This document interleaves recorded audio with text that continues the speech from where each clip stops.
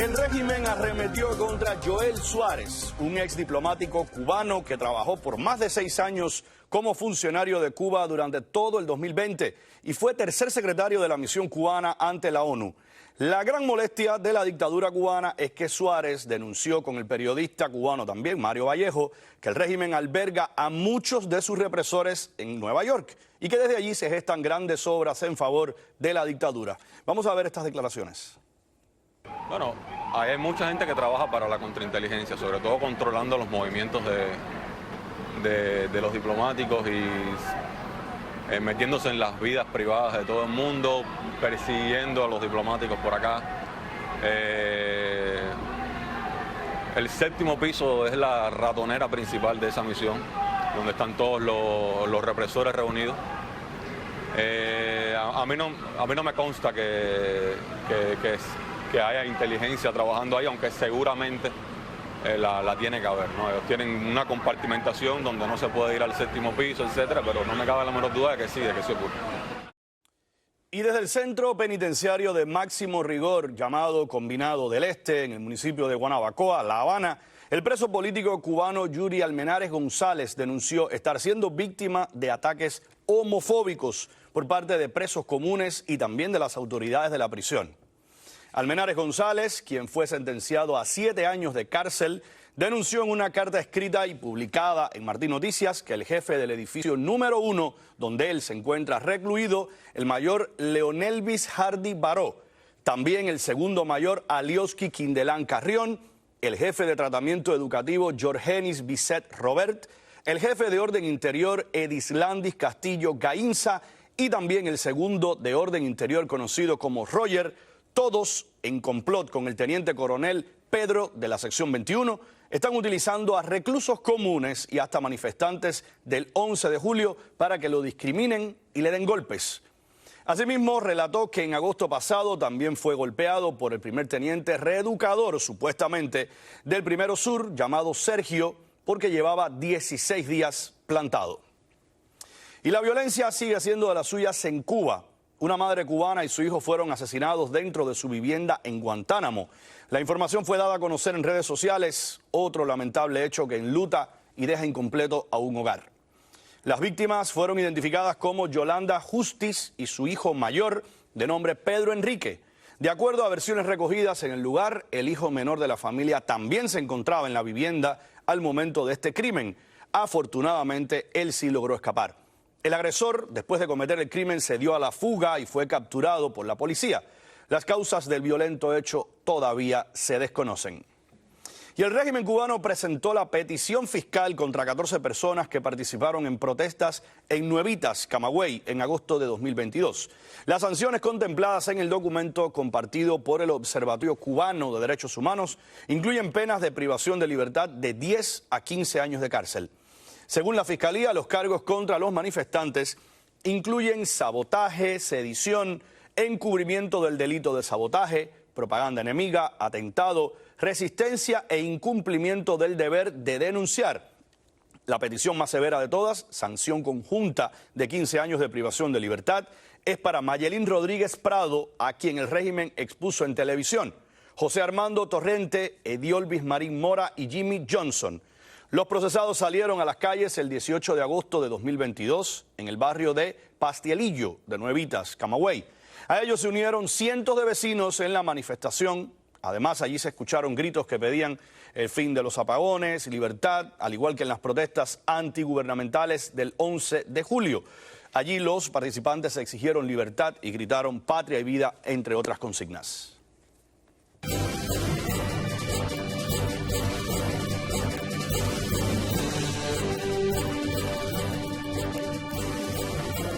En una noticia de alto interés para nuestra comunidad, México ha acordado con Estados Unidos deportar a migrantes a sus países de origen para aliviar la presión que hay y evitar que los migrantes usen el sistema ferroviario para llegar a la frontera norte con los Estados Unidos. Después de una reunión con la Oficina de Aduanas y Protección Fronteriza de los Estados Unidos, los funcionarios del gobierno de México se comprometieron a deportar a los migrantes para buscar una solución a la crisis en la frontera. Entre las acciones acordadas por los funcionarios mexicanos se encuentran deportar a migrantes por tierra y por aire a sus países de origen, permitir que la patrulla fronteriza devuelva a los migrantes por el puente internacional de Ciudad Juárez, gestionar con los gobiernos de Brasil y Colombia y también con los regímenes de Venezuela, Nicaragua y Cuba la recepción de sus ciudadanos deportados. Además, establecer puntos de control a lo largo de la ruta ferroviaria de Ferromex. La medida acordada entre México y Estados Unidos se produce cuando los cruces de migrantes a lo largo de la frontera se han incrementado notoriamente, superando los 8.600 en un periodo de 24 horas esta misma semana, según un funcionario del Departamento de Seguridad Nacional. El Servicio de Ciudadanía e Inmigración de los Estados Unidos anunció en un comunicado que eximirá la tarifa ascendiente a los $85 para los servicios biométricos en el formulario I-539, cuya aplicación permite una extensión del estatus migratorio, mientras el caso del aplicante con residencia permanente se encuentra en estado pendiente. Además, señaló que aquellos que tengan previsto presentar su formulario I-539 antes del 1 de octubre aún deberán programar y asistir a una cita en el Centro de Soporte de Aplicaciones para la toma de servicios biométricos o las huellas, como se le conoce popularmente. Sin embargo, después de esa fecha, la mayoría de los solicitantes ya no serán citados para este procedimiento, a menos que la agencia determine que es necesario obtener datos biométricos específicos. Para ello, recibirán una notificación detallando la comparecencia para su turno. Bueno, y como hemos podido ver, la crisis de la frontera pica y se extiende. Aunque los países involucrados están tomando medidas, miles de migrantes continúan emprendiendo una travesía, intentando llegar a los Estados Unidos. Se calcula, escuche usted, que en las últimas 24 horas al menos 11.000 indocumentados fueron interceptados en la frontera sur. Vamos a hacer ahora contacto con el abogado de inmigración Negar Granado, quien nos acompaña esta tarde en vivo. Muy buenas tardes, Negar. Qué gusto conversar contigo en vivo. Buenas tardes, claro que sí, para mí un placer acompañarles, un saludo a los escuchas. Cómo no, cuéntame cuál es el panorama ahora mismo y sobre todo desde la perspectiva de la ley, ¿no? Desde la perspectiva de quienes ejercen justamente todo esto y que están lidiando con inmigrantes, ¿cuán grave es la situación ahora mismo en la frontera según lo que están viendo ustedes? Ernesto, fíjate, hay algo bien interesante y es que definitivamente lo que se pretende es parar un poco esa migración ilegal que está llegando a la frontera sur de los Estados Unidos, la frontera con México. Los presidentes tanto de México como de Estados Unidos y los secretarios de Estado han sostenido reuniones en la cual le piden al gobierno mexicano que por favor implementen todas y cada una de los mecanismos necesarios para impedir el acceso o que los migrantes lleguen a los Estados Unidos y hacer de alguna u otra forma unas deportaciones expresas. Asimismo, se acordó que se le diera el calificativo de deportaciones expresas toda vez de que la persona no va a ser elegible a ningún tratamiento migratorio para poder entrar a los Estados Unidos por haber roto de alguna u otra forma las condiciones de frontera tanto de México para poder llegar ahí a la frontera con los Estados Unidos, así como la de los Estados Unidos. Negar, ¿es funcional este mecanismo? Te hago la pregunta sencillamente porque deportaciones, en primer lugar, comprometen un número sustancial de efectivos, de logística, de dinero, y el flujo es tan colosalmente grande hacia Venezuela, hacia Cuba, hacia Haití, que realmente yo veo un cuello de botella casi sin solución. ¿Cuál es el análisis tuyo? Ernesto, definitivamente hay que entender de que se ha generado una crisis migratoria en la frontera, producto del desespero de estos exiliados forzados de Venezuela, exiliados forzados de Centroamérica, hasta del propio México, que han llegado a la frontera sur de los Estados Unidos. Adicional a eso, debemos recordar de que el Departamento de Estado ha creado de alguna u otra forma mecanismos para poder paliar o frenar esa migración ilegal a través de los paroles humanitarios, inicialmente creado para los ucranianos, después para los venezolanos, por último a los venezolanos, nicaragüenses, cubanos y haitianos, y en la actualidad a las personas que tienen una I-130 aprobada tienen la posibilidad de hacer el proceso de ajuste de estatus dentro de los Estados Unidos si sus familiares le hicieron la petición familiar y pertenecen a la nacionalidad de Honduras, de El Salvador, de Guatemala y de Colombia.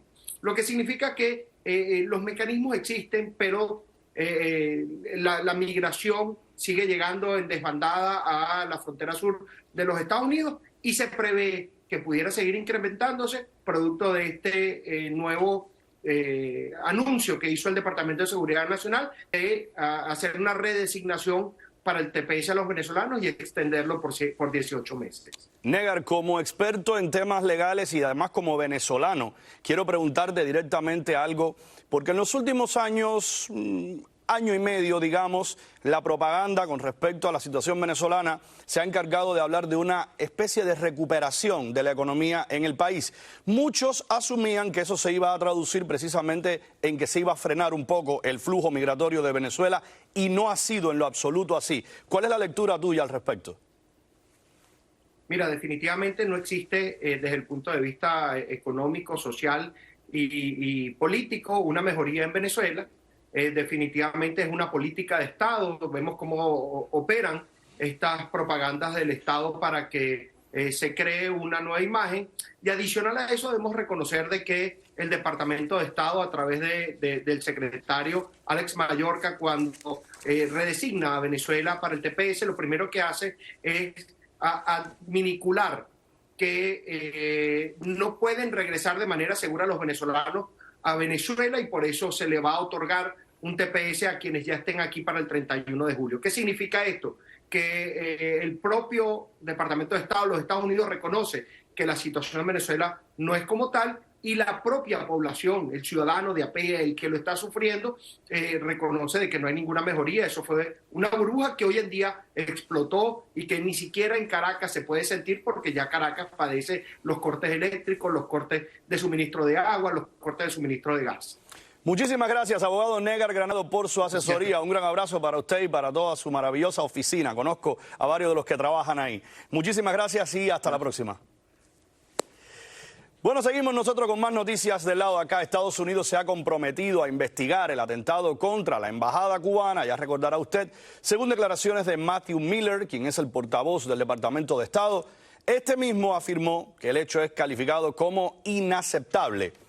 Por tal motivo, la administración del presidente Joe Biden se ha comprometido a realizar una investigación exhaustiva de los hechos acontecidos en horas de la noche del pasado domingo, cuando presuntamente 2 cócteles Molotov habrían impactado contra la embajada de Cuba en Washington. Estamos en contacto con funcionarios de la embajada cubana y de acuerdo con nuestras obligaciones bajo las convenciones de Viena, el departamento está comprometido con la seguridad de las instalaciones diplomáticas y de los diplomáticos que trabajan en ellas, añadió este funcionario ante una pregunta directa durante su habitual conferencia de prensa. Y es conocido por muchos que Nicaragua se ha convertido, ya usted lo sabe, en una especie de nuevo Mariel para los cubanos que buscan llegar a los Estados Unidos. Centenares toman vuelos a Managua, pero vean ustedes ahora cómo retornan esos aviones. En una imagen que nos hicieron llegar se puede apreciar el avión completamente vacío, con apenas la tripulación. Y es que bueno, aunque se debe comprar el pasaje de ida y vuelta obligatoriamente, sencillamente nadie regresa, reafirmando cada vez más que esta pudiera ser la mayor crisis migratoria en la historia de Cuba. Vamos ahora a nuestra primera pausa y al regresar, una empresa española busca enlazar La Habana con Miami. Suena bien, ¿verdad? Pues ya veremos de qué se trata todo esto al regresar. Hospital Infantil de La Habana sin medicamentos, pero plagado de cucarachas. Ya volvemos.